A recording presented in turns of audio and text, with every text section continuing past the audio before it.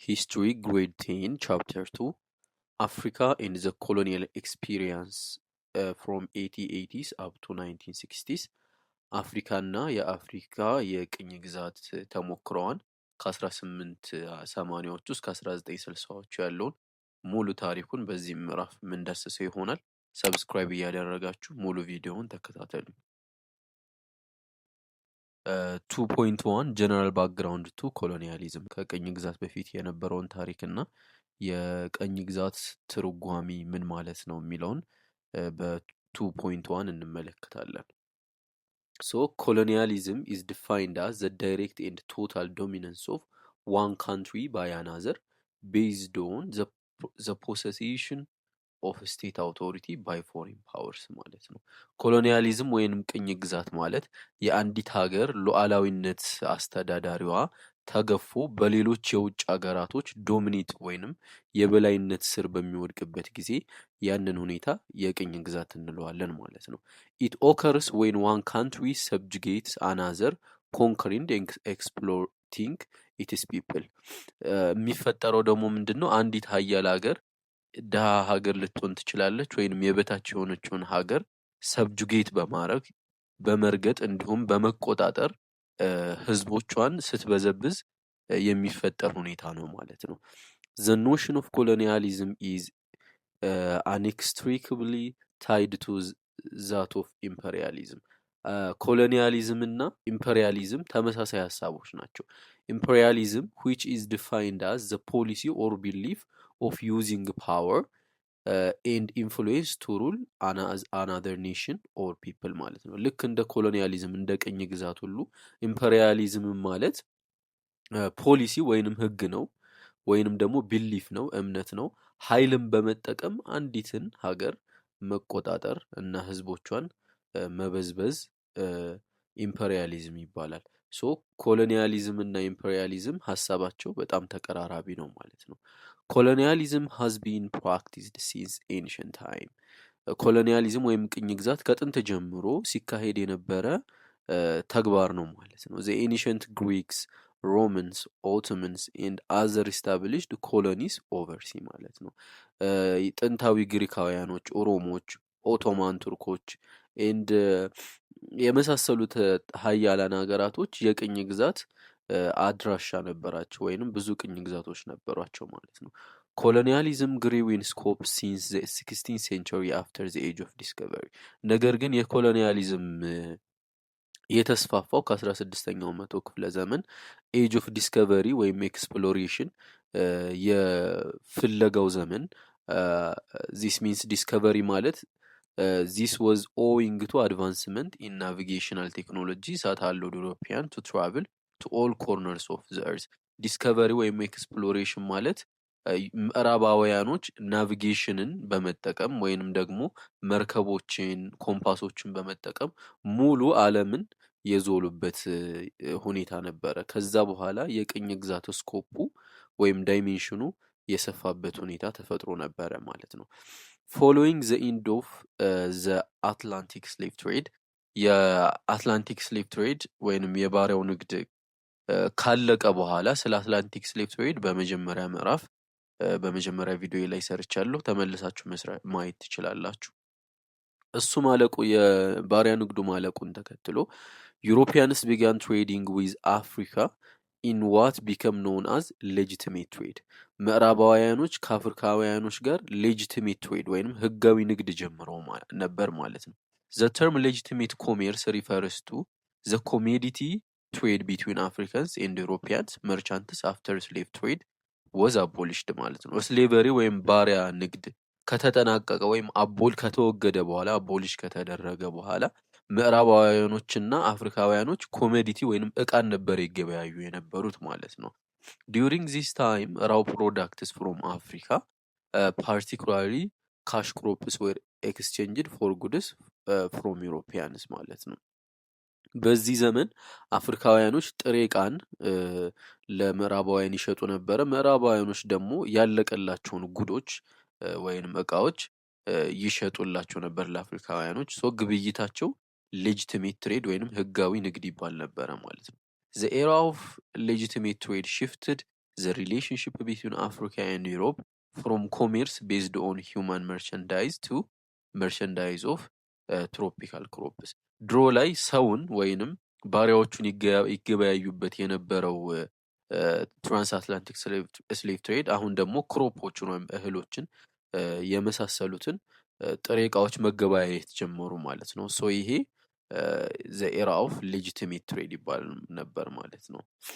ዚስ heightened competitiveness resulting in race for Africa ይህ ደግሞ ምን አመጣ ማለት ነው? አፍሪካ ያላትን ጥሬ እቃ ምዕራባውያኖች በሚመለከቱበት ጊዜ መወዳደር ጀመሩ ማለት ነው። እኔ ነኝ የበለጠ የምገዛው፣ እኔ ነኝ የበለጠ አፍሪካን ልቆጣጠር የሚገባው እያሉ የምዕራብ ሀያላን ሀገራቶች እነ ፈረንሳይ፣ እነ እንግሊዝ፣ እነ ጀርመን፣ እነ ኢትሊን ጨምሮ መወዳደር ጀመሩ ማለት ነው። Between the final quarters of the 18th century and 1870s, large numbers of European explorers traveled out into the hearts of Africa to conduct exploration ማለት ነው። የ18ኛው መቶ ክፍለ ዘመን ማብቂያና በተለይም ደግሞ 1870ዎቹ ማለት ነው በጣም ብዙ ዩሮፓውያኖች አፍሪካን ወደ አፍሪካ ዋና ምድር በመግባት ኤክስፕሎሬሽን ወይንም ፍለጋን እያደረጉ ነበረ። ምንድን ነበር የሚፈልጉት? አሰሳቸው የተለያዩ ጥሬ እቃዎች፣ ዳይመንዶች፣ ወርቆች ምን አፍሪካ ምን የተለየ ነገር አላት የሚለውን ነገር ኤክስፕሎር ያደርጉ ወይም ያስሱ ጀመር ማለት ነው። Based on the timing and purpose, European explorers may be loosely divided into two groups. ኤክስፕሎሬሽናቸውን ወይም አሰሳቸውን ተመልክቶ በሁለት ይከፈላሉ። First, the European explorers who arrived before the 1850s are believed to have been inspired by a spirit of pure and objective scientific inquiry. ከ1850 በፊት አፍሪካን ያስሱ የነበሩት ምዕራባውያኖች ምን ተብሎ ይታመናል? አሰሳቸው ፒውር ነው ወይም ንጹህ ነው። ምንም አይነት ኦብጀክቲቭ የላቸውም ማለት ነው። ኦብጀክቲቫቸው ሳይንሳዊ የሆነ ግኝትን ለማምጣት ብቻ ነበረ ማለት ነው። ሁለተኛው እይታ ደግሞ የምዕራባውያኖችን አሰሳን አስመልክቶ ያለው ሁለተኛው እይታ ሰከንድ a considerable numbers of explorers who arrived after 1850s were European government agents. ነገር ግን ከ1850 በኋላ የመጡት የዩሮፕ ወይም የምዕራቡ ዓለም አሳሾች የመንግስት ቅጥረኞች ነበሩ። በመንግስት ተቀጥረው አፍሪካን እንዲያስሱላቸው ያደረጉበት ነበረ ማለት ነው። Meanwhile, although the European missionaries came with the good intention to evangelize Africa, the timing was bad. የዩሮፕ ሚሽነሪዎችና ከላይ የጠቀስናቸው አሳሾች በአንድ አይነት ታይሚንግ ቢሆንም የመጡት ነገር ግን ሰዓቱ ጥሩ አልነበረም። ሚሽነሪስ ከሚን ቱ አፍሪካ ኤሎንግ ዊዝ ዘ ኮሎኒያል አድሚኒስትሬተርስ ኤንድ ትሬድ ዊዝ ዘ ፕላን ቱ ኢንትሮዱስ ክርስቲያኒቲ ኮሜርስ ኤንድ ሲቪላይዜሽን። ሚሽነሪዎቹ ወይም ሚስዮናውያኖቹ የመጡት አፍሪካን ክርስቲያኒቲን ለማስተማር፣ ንግድን ለማስተማር እንዲሁም ስልጣኔን ለማስተማር ነው ሚስዮናውያኖቹ የመጡት። ነገር ግን የመጡት ከኮሎኒያል ወይም ከቅኝ ግዛት አስተዳዳሪዎች ጎን ለጎን ነው። ለዚህ ነው እዚህ ጋር ዘ ታይሚንግ ወዝ ባድ፣ ሰዓቱ ጥሩ አልነበረም ለሚሽነሪዎቹ ማለት ነው። ነገር ግን ሚሽነሪዎቹ የመጡት ጉድ ኢንቴንሽንን ወይንም ጥሩን እይታን ወይንም ጥሩ ወገንተኝነትን ይዘው ነው ማለት ነው። ክርስትናን ለማስተማር፣ ንግድን ለማስተማር እንዲሁም የአፍሪካን ሕዝብ ከጨለማው የአፍሪካ ኮንቲኔንት ለማውጣት ነው። ልክ እንደነሱ ሀሳብ ማለት ነው። ምክንያቱም አፍሪካን ዘ ዳርክ ኮንቲኔንት ወይም ጨለማው አህጉር ብለው ይጠሩት ስለነበረ ማለት ነው። they cooperated and united as viral element in the attainment of their set goals ማለት ነው። ነገር ግን ዩናይት አድርገው ነበረ ሚሽነሪዎቹና ላይክ እነዚህ የምዕራቡ ዓለም ቅኝ ገዢዎች ጎላቸውን ለማሳካት ምን አድርገው ነበረ? ኮኦፕሬት ወይንም ትብብር አድርገው ነበረ። ሚሽነሪስ ኢን ክሪቲካል ታይምስ ኦፍ ኒድ ዲፔንድ ኦን ትሬደርስ ፎር ፈንድስ ኤንድ ሪላይድ ኮምፕሌትሊ ኦን አድሚኒስትሬተር ፎር ፊዚካል ሴኩሪቲ ኤንድ ፕሮቴክሽን።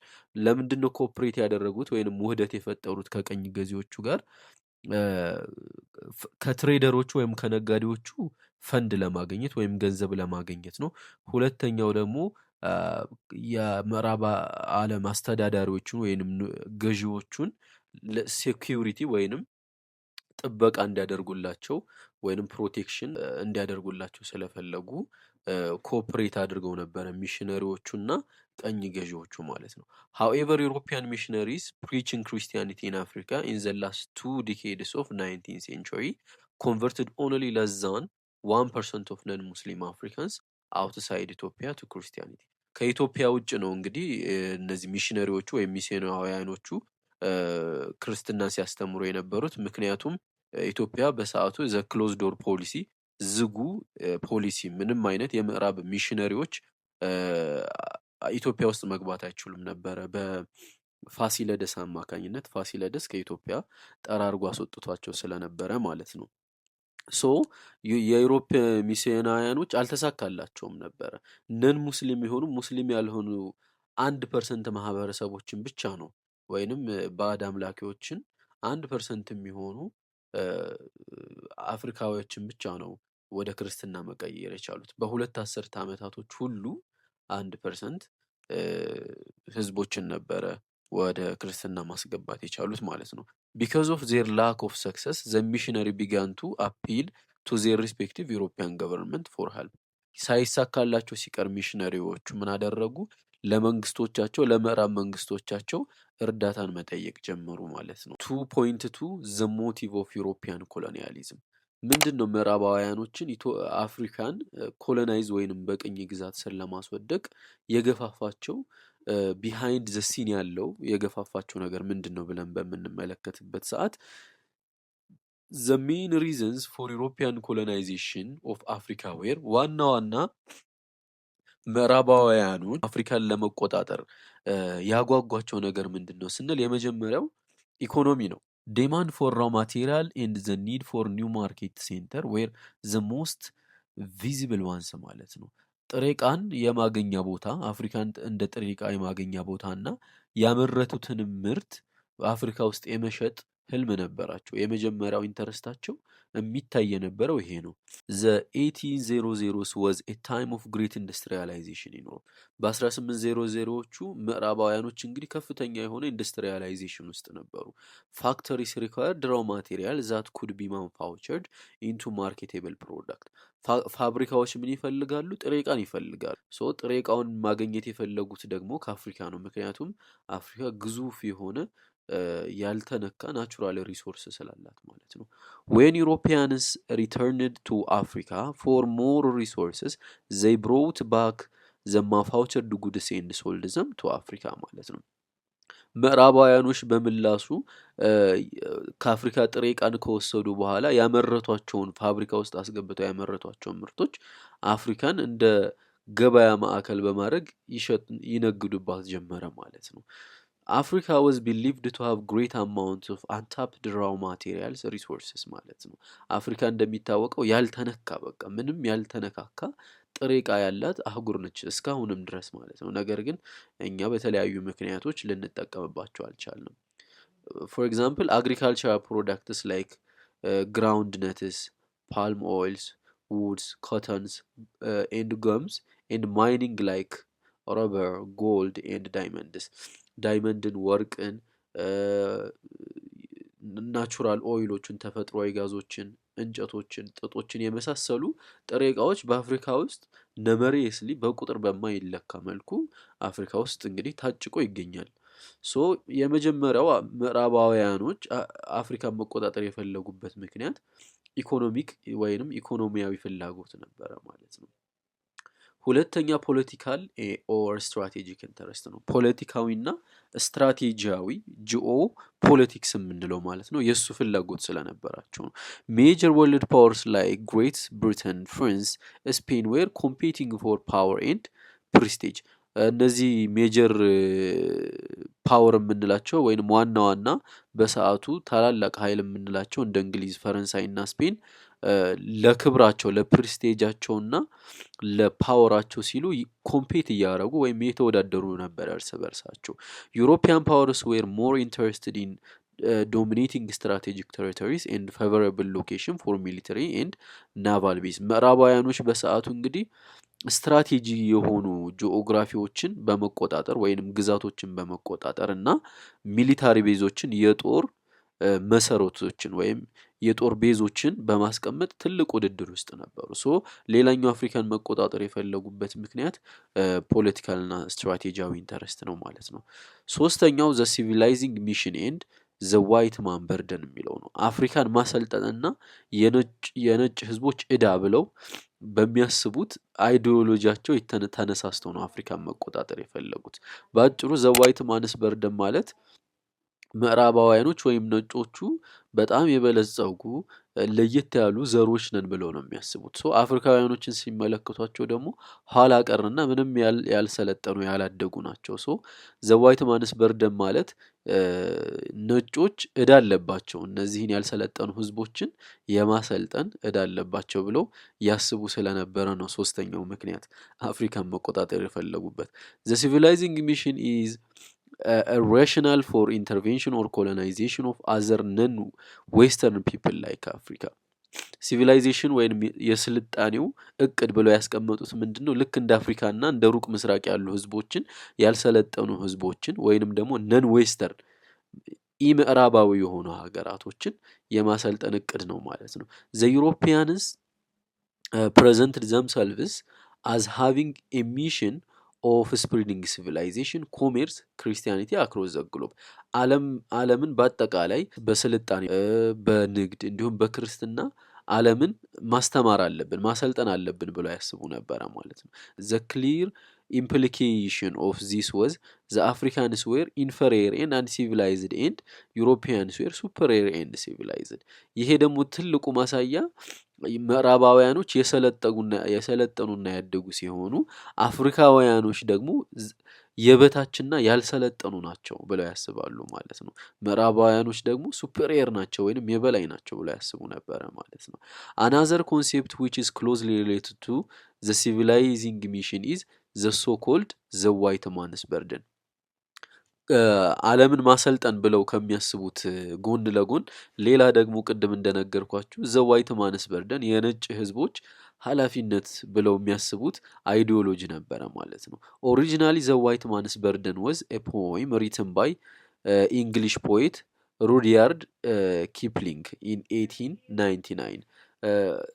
ኦሪጂናሊ ስንመለከተው ስረ መሰረቱን የዘ ዋይት ማንስ በርደን የሚለው ግጥም ነበረ ወይንም ፖይም ነበረ በሩዲያርድ ኪፕሊንግ በ1899 የተጻፈ ግጥም ነበረ። ነገር ግን ይህ ግጥም በማደጉ ወይንም ደግሞ ብዙ ምዕራባውያኖች ዘንድ በመድረሱ የተነሳ this poem proposes that white people should rule over non-white peoples until they can take their places in the world by fully adapting western ways ማለት ነው።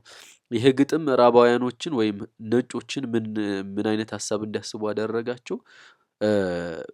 ነን ዋይት የሆኑ ወይንም ጥቁር እንደ ህንዶችን የመሳሰሉ ሩቅ ምስራቅ ያሉ ህዝቦችን ማሰልጠንና በእነሱ ቁጥጥር ስር ወይም በምዕራባውያኖች ያስተሳሰብ ዘይቤ አዳብት ማድረግ ወይም ማላመድ አለብን ብለው እንዲያስቡ መሰረት ጣለባቸው ማለት ነው ይህ ግጥም።